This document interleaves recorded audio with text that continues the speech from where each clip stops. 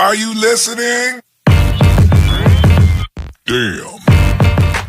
Another episode of Trash Talk. With me, as always, is TJ O'Connor. Tonight, we have Sam Breuer, who's fighting September 14th for Three Rivers Throwdown.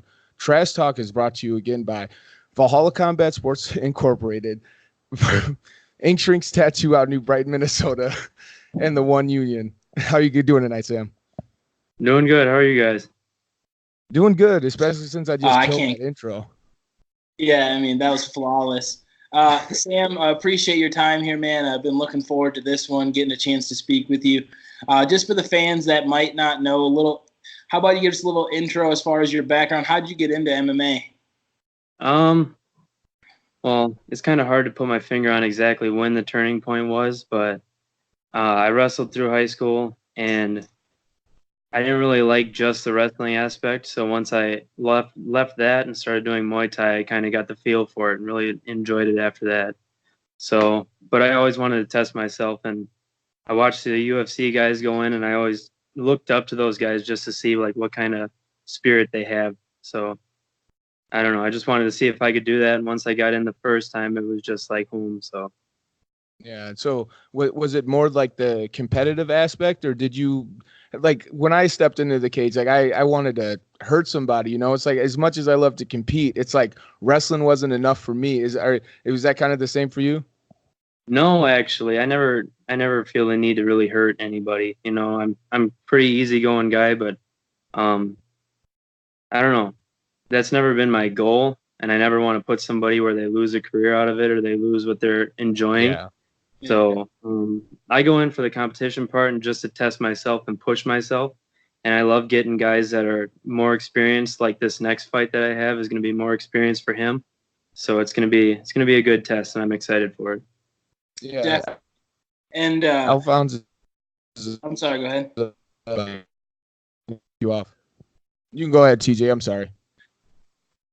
No, okay. No, what I wanted to say was you mentioned how the line that really caught me was you said you wrestled through high school, but you didn't feel like it was really enough. And I feel like that line right there translates into your fighting style.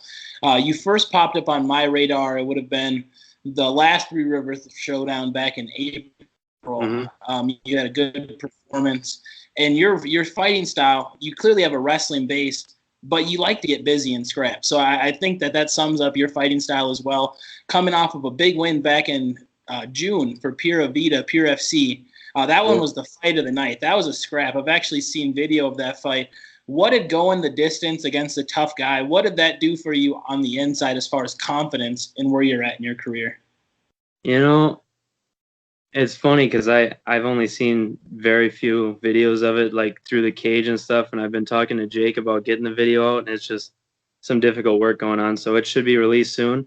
But I don't know, doing all that, after the first round, I realized I lost the first round, and I walked into my corner, and they were like, you got to move your head. And I went, yeah, I'm kind of getting hit pretty good in there. Like I started realizing like at no point was I scared or anything. At no point was I nervous about going back in. It was just like, okay, what do I have to adjust, you know?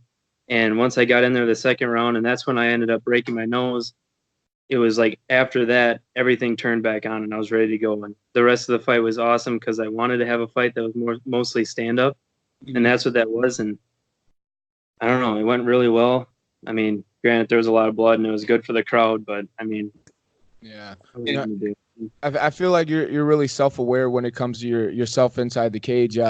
Like knowing that you got to make the adjustment and everything. A lot of fighters, when things aren't going their way, it starts clicking in their head, you know what, I should just do this harder and faster. That's not always the right thing, you know. Changing it up might be the way to go, you know. And you're one of those guys that doesn't seem like, oh, I'm too proud of my skill set, you know, like, okay, maybe I need to change it up because he's getting me with this right now. So if I change it up, he's not going to get me with that anymore. And maybe I set something else up instead of just going the harder, faster route, you know? Yeah. So yeah, you mentioned here stepping up and getting an experienced opponent, and your opponent's a guy that I do know, and experienced is a great word for Alphonse. I wanted to say me and him fought on the same card once in like 2012. I mean, he's a guy that his record has been up and down on paper. He's fought a lot of really tough guys. What do you feel like fighting a guy like him is going to do for you? And what do you expect that he's going to bring to the table that you haven't seen? I think, well, what's funny is when you said you fought on a card with him in 2012, I was 12 years old. So when it comes to that, it's like, I don't know. It's cool because then you go up against a guy who's got that good cage awareness and he knows what he's doing in there. And it's not like new to him where he's in kind of a shock and the crowd's kind of freaking him out a little bit. So I'm excited for, I've watched a little bit of his fights, but I've never seen him live. So I don't know what to expect when it comes to like what his attitude is, but I feel like it's going to be a calm, collected kind of guy. So I'm looking forward to it. I don't know how you did it, Sam, but I'm 28, and you just made me feel old, brother. Feel real old. I'm born in 2000. Yeah, so everybody that finds that out just, oh my God, I'm old now. No, I mean it's the new prodigy of Warriors. I mean, I know a couple kids around that same age length. I mean, Valhalla's Josh Clark, another one born in the year 2000, and I feel like that's a different breed of fighters who seen the game growing up and were able to grow with mixed martial arts. Like how you mentioned in high school, you knew while you were wrestling that the next step was something you wanted to take. What is training at such a good gym with such strong partners and coaches? What does that do for your game on a daily basis? Oh, it is amazing. I love everybody there, and I have no issues with anybody. It's I don't know. It's amazing how like blessed I am to have a gym that close to me with that good of partners and that good of teammates. Everybody there is looking out for everybody else, and it's awesome. I don't even know how to explain it. It's a huge confidence boost because you go into the cage and you see somebody that's like they have a gym, but there's only a few guys there, and maybe their coach was really good at one point, but they just don't have the numbers yet. And they're in the same story you are, where they're trying to make something of themselves, but at the same time you go, I have all these killers with me that I've been fighting all the time and training with, and they're giving me their tips and everything, and it's just I appreciate it 100%. So oh yeah, by far one of the best gyms in the area. And I take fault here because I didn't say anything, but just for the fans who aren't aware, can you give a shout out to your gym, some of your main training partners? Yeah, I'm wearing the sweatshirt right now. Ironworks Training Center out of Holman, Wisconsin. Right now we got Albie McKinney. He's one of my best teammates and coach. He's making his way into the coaching right now. He's still fighting and he's still frequent, but I'm just saying he's like one of my go-to guys when I have questions. I have Garrett Carlson. He's also a very good teammate of mine, and he's a really good friend of mine too, where I go to him for everything. One of my head coaches, Shea Ely. He's kind of everybody at Ironworks would know he's one of the under radar guys that just he doesn't like talk about himself and he won't tell you about what he does, but just he's there to help everybody else. And we got Nick Ammerman, Danny Moe, we got the jiu-jitsu coaches John Fro and Ian.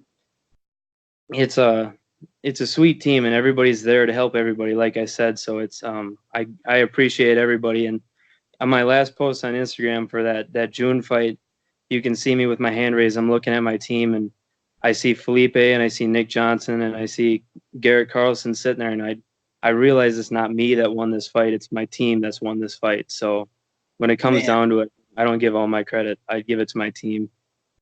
Oh, yeah. Going forward into this fight, with Alphonse and being the type of fighter that he is, and you having the skill set and being the type of fighter that you are, what do you think that the fans can expect in this fight? Because I know he's had a few fight of the night performances, and you're the fight of the night type of a fighter. You know, what can the fans expect at September 14th? You know, it's going to be good either way. I know it's not going to be a one-sided thing. It's going to be a good fight, and I'm not looking for a broken nose and bloody cage again. And I'm not wishing that upon any opponent that I fight, but I don't know what to expect. I've heard a lot of good things about him, and I've heard very little bad things. Yeah. So I guess when it goes into it, I'm just going to do what I need to do to win. If that's wrestling, if that's striking, which I would like to show my striking game more because that's what I work with Shea the most. So it'd be nice to show what I have and in a full spectrum, you know? Yeah. No, I definitely can't wait for this fight. When I seen the poster, it's one of those ones I left a comment on there saying, "Oh shit, like this is actually going to go down." I knew that this was going to be a good fight as soon as it was announced, and I can't wait for it. Is there any sponsors or anybody you'd like to shout out? We already gave a shout out to some of the teammates, but is there any sponsors or anybody that's not a teammate you'd like to shout out before we wrap it up? No, I have that same one that I did last time I was on Trash Talk, was that Upstream International, and that family, the Rogalski family, just moved their whole family to Haiti, and they're not really a sponsor or anything, but they have shown me how much they support me and everything, and they were going to buy my shorts, and we're still in the works about that. Another one is I have a cousin-in-law, is the easy way to explain it, but Hayes is a hockey player that played in La Crescent, and then he went to Mankato, and then he went to the NHL for the San Jose Sharks, but now he's back home, and he made a gym called the 5-7 gym in La Crescent, in the hockey rink, like in the arena, one of the separate rooms. So he built that with another guy, I can't think of his name, is Farrell, I believe, but they are in potential sponsorship, but I'll still say them because I appreciate them, and I go over there all the time when I can't make it to home, and I can just drive or run right down to the gym. So those are the two guys I got right now. I don't have anybody that much, but we'll see. It's coming. Hell yeah, it definitely is, especially with the performances that you've been giving out lately, you know. And this is one of those fights, win, lose, or draw. The fans are going to be on their feet, and everybody's going to be excited. Yep. Yeah, I appreciate your time, Sam. It's been a pleasure speaking with you here tonight. We're just under 3 weeks out from the fight. I wish you nothing but the best here in finishing up camp, and look forward to seeing you perform on September 14th, sir. Sounds good. Thank you. Yeah, thanks. Damn.